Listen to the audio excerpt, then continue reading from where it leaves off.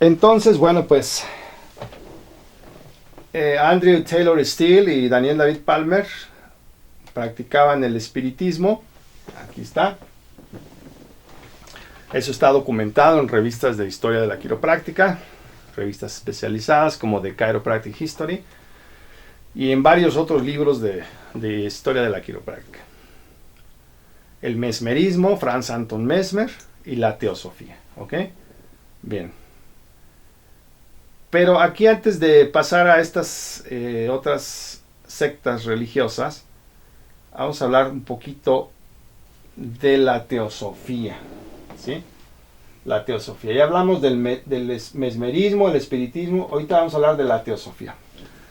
Bueno, la teosofía es un concepto ya muy antiguo que aparece en los escritos de algunos filósofos griegos, la palabra teosofía. Y es una mezcla de filosofía con teología, por decirlo así. No exactamente, pero la teosofía ya en tiempos más recientes comienza en la Edad Media y con Jacobo Boehme, que fue muy leído por los grandes filósofos occidentales, era un zapatero místico, y por el Meister Eckhart. Te recomiendo leer mucho a Meister Eckhart, es muy profundo. Un místico alemán también de aquella época del medioevo, renacimiento.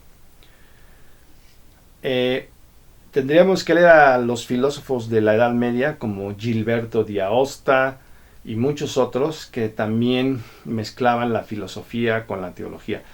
De hecho, desde la patrística, vamos a decir desde Clemente de Roma, Policarpo de Esmirna, Clemente de Alejandría, Agustín de Hipona, o sea, todos los que le han llamado padres de la iglesia mezclaron la filosofía, sobre todo el platonismo, y el neoplatonismo de Plotino y Porfirio con la teología bíblica, ¿no?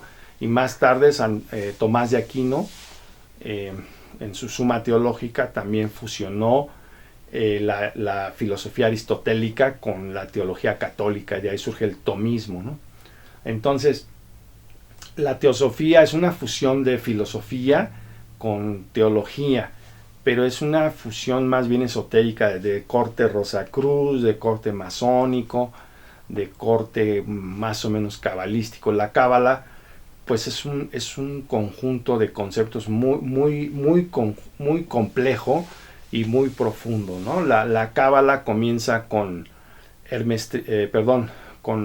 se cree que la cábala comienza con un documento que se llama Sefer HaYetzirah del siglo. Algunos creen que es del siglo II después de Cristo, otros piensan que perteneció al rabino Akiva del primer siglo después de Cristo, del tiempo de Cristo. Y después vienen pues los grandes cabalistas muchos siglos más tarde, como Yitzhak Luria, Moshe o Moisés Cordovero y Moshe de León, que supuestamente él fue el que escribió el Zohar. Y bueno, la cábala, meterse en el aspecto de la cábala es un rollo muy profundo, ¿no? Y después otros cabalistas, los grandes rabinos judíos como Gaón de Vilna, Abraham Abulafia, etc. Por otro lado, en el Corpus Hermeticum, también de Hermes Trismegisto, tenemos una gran cantidad de documentos, y también en el gnosticismo, ¿no? El gnosticismo tuvo 4 alas, 4 movimientos, que eran el movimiento valentiniano, el movimiento maniqueo, al cual pertenecía Agustín de Hipona o San Agustín, y otros 2 movimientos que no recuerdo ahorita su nombre.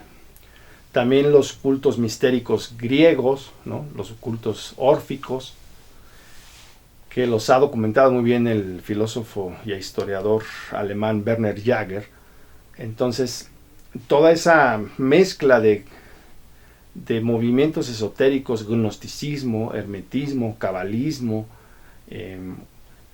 resurgen en movimientos como la masonería, el rosacrucismo, etc., ¿no? La teosofía de Elena Petrona Blavatsky, luego la antroposofía de Annie Besant.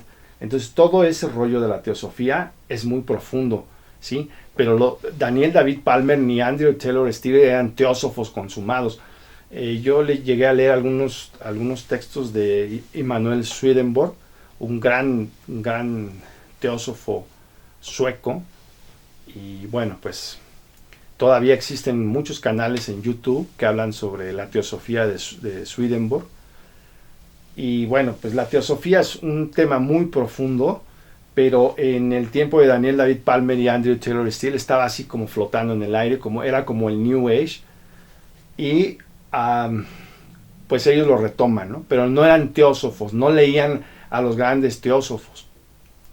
Daniel David Palmer no era conocedor de la Cábala, ni del Corpus Hermeticum, ni de la Pistis Sophia del gnosticismo, ni de los libros escritos por masones o rosacruces, sino que eso estaba en el ambiente en el cual Taylor Still y él se desenvolvían.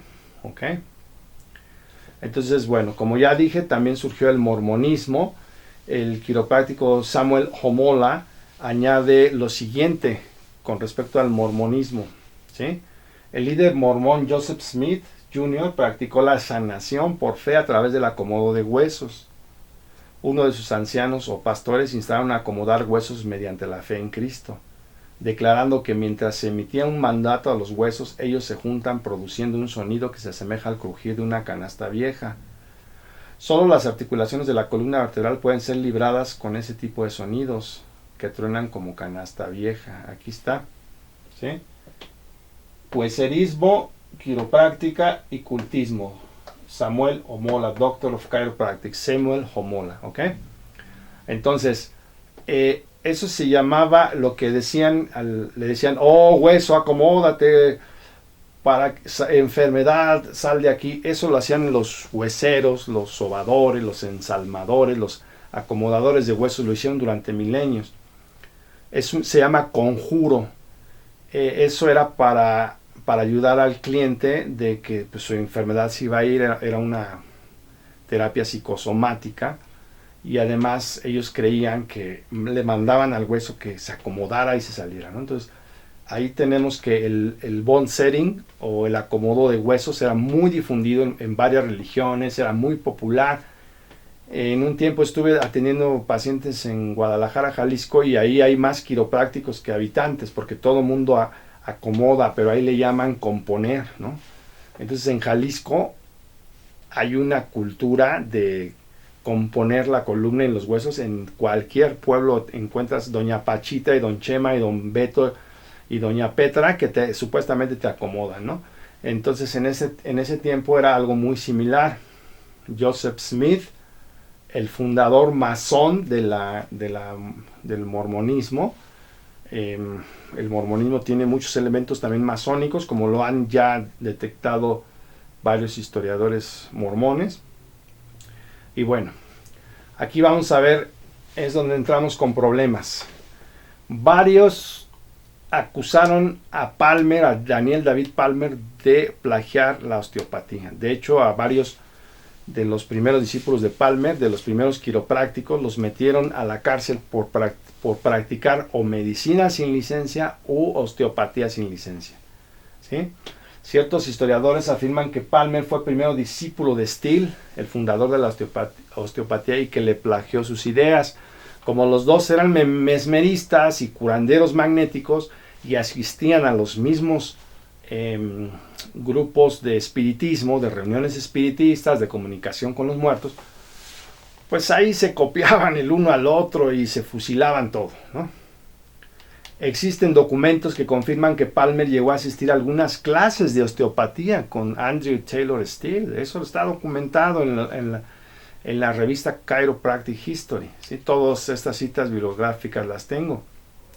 También existen documentos que indican que tanto Still como Didi y B.J. Palmer asistían a una organización secreta espiritista, y los tres leían la teosofía de aquel tiempo.